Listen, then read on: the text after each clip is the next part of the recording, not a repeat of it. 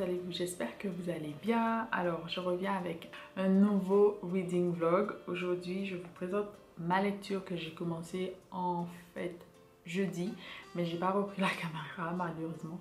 J'ai fait autre chose, mais j'ai commencé donc à lire L'Enfant Noir de Kamara Abdoulaye, donc Lai, ici au livre de poche, qui est vraiment un ancien format, je pense, qui n'existe peut-être plus, sauf d'occasion, parce que moi je l'ai acheté d'occasion, mais je crois que vous pouvez le retrouver aux éditions Pocket au jour d'aujourd'hui.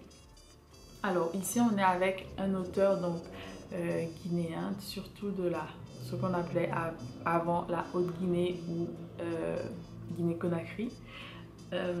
C'est un auteur qui écrit en fait son enfance.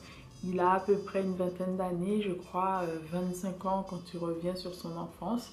Donc il nous raconte sa vie au sein de la Guinée-Conakry.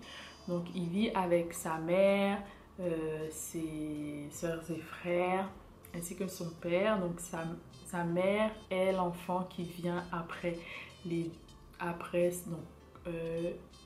ses deux frères qui sont des jumeaux. Donc on donne des noms comme chez moi en Haïti à ce couple de jumeaux et enfin aux deux jumeaux et puis à l'enfant qui suit, parce qu'on considère que ces trois enfants ont des pouvoirs. C'est pour ça que sa mère a des pouvoirs, elle voit des choses et elle peut faire certaines choses, notamment une scène qu'il explique dans, enfin où j'en suis en tout cas, où sa mère va permettre à je crois que c'était à une vache de se lever tandis qu'elle ne voulait pas et qu'elle ne voulait pas écouter entre guillemets ses propriétaires. Il explique aussi le totem de sa mère qui est le crocodile, d'où comment elle fait pour pouvoir prendre de l'eau lorsque les eaux sont plutôt hautes et que c'est plutôt interdit et dangereux parce qu'il y a des crocodiles qui pourraient attaquer les personnes dites normales qui n'ont pas de totem crocodile. Il explique aussi comment il découvre la vie paysanne en allant rendre visite à sa grand-mère après environ 4 heures de marche avec l'un de ses oncles qui est d'une gentillesse incarnée qui vient le récupérer à la ville. Il explique aussi comment il aime l'école, comment ça se passe à l'école. Ses rapports aussi avec une jeune fille, je crois qu'elle s'appelle Fanta. J'en suis là, jusque là, je ne suis pas encore à la moitié, je suis à peu près à la page 81. Donc je ne suis même pas encore à la moitié, mais pour l'instant j'aime beaucoup. Je trouve que c'est un roman avec beaucoup de tendresse. Un roman autobiographique certes, mais je trouve qu'il y a beaucoup de tendresse. J'aime vraiment beaucoup ce roman jusque là et je suis contente de passer avec un roman comme cela parce que ma lecture précédente ce n'était pas vraiment... J'ai été un peu déçue en fait, donc voilà, je suis contente de reprendre avec quelque chose qui me plaît. La plume est particulière parce que c'est quelqu'un qui revient sur son enfance, donc qui est maintenant adulte, qui porte des mots, qui parle avec des mots un petit peu plus... des mots un petit peu plus adultes, si on peut dire ça comme ça, je sais pas si ça a une vraie signification, mais ce ne sont pas des mots que pourraient utiliser des enfants par exemple, encore moins les temps. Donc je trouve ça très intéressant, un très beau travail je pense sur ce texte. Jusque là, je pense, en tout cas j'espère aimer cet ouvrage jusqu'au bout. Et puis qu'est-ce que je peux vous dire d'autre? Ah oui, son père fait partie de la caste des forgerons, donc une caste particulière, surtout dans beaucoup de pays d'Afrique, notamment d'Afrique de l'Ouest. Je crois que c'est un peu comme ça aussi au Burkina ou dans d'autres pays. Donc moi j'ai trouvé ça vraiment très intéressant. Ça me fait revenir sur pas mal de choses que j'ai pu apprendre quand j'étais à l'université ou que j'apprends encore pour la littérature afro notamment. Donc ça c'est vraiment intéressant. Il explique aussi comment il y a un animal, donc le serpent un petit serpent qui visite son père souvent parce que c'est le... Comment il dit dans le texte? Je sais pas, mais c'est... je sais plus, ça m'est échappé. Bon, je vous mettrai ça, ça m'a échappé, mais c'est un peu...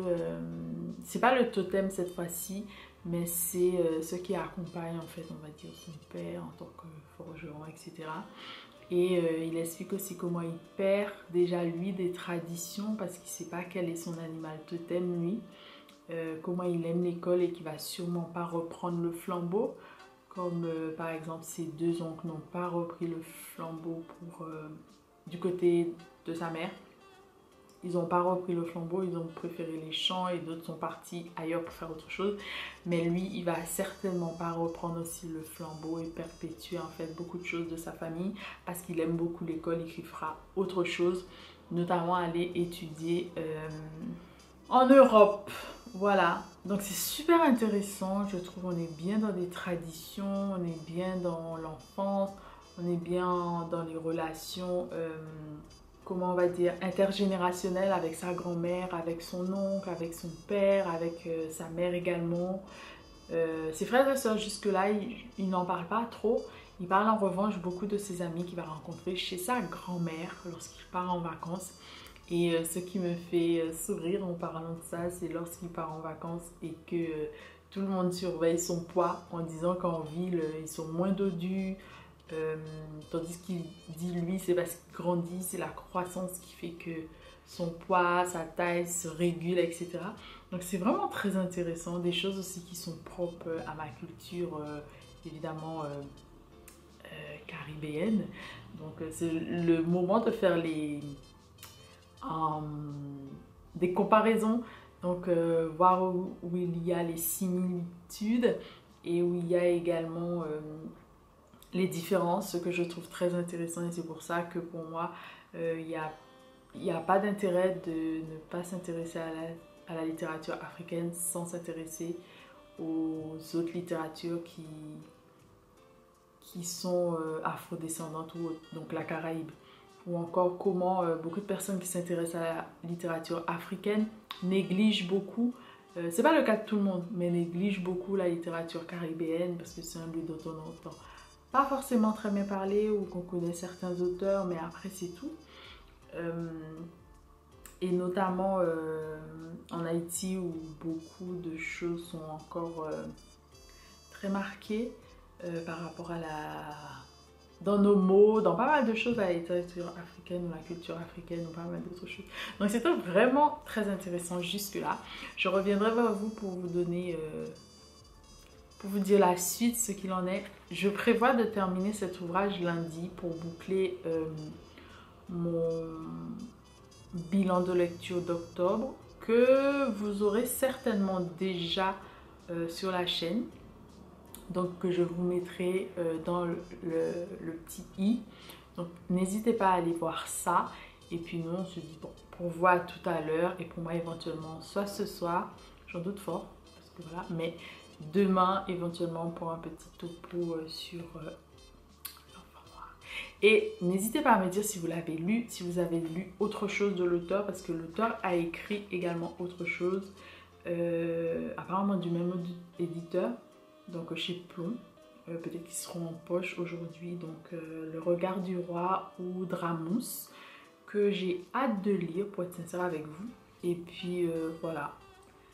Et puis ce que j'adore, que j'ai oublié de dire parce que je viens de terminer aussi Les Arbres musiciens où la nature était très présente. On était en Haïti, c'est une nature un peu particulière entre tout ce qui est tropical, etc. Et là on est en Guinée avec beaucoup de paysages aussi un peu similaires.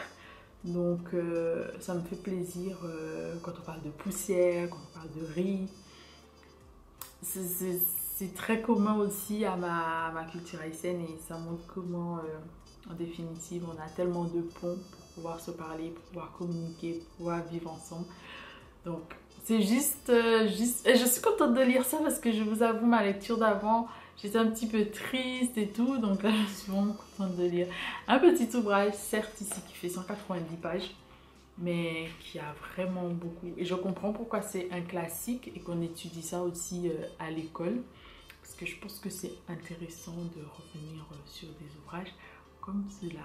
Voilà, on se dit à très bientôt, tout de suite pour vous et demain pour moi. Bisous.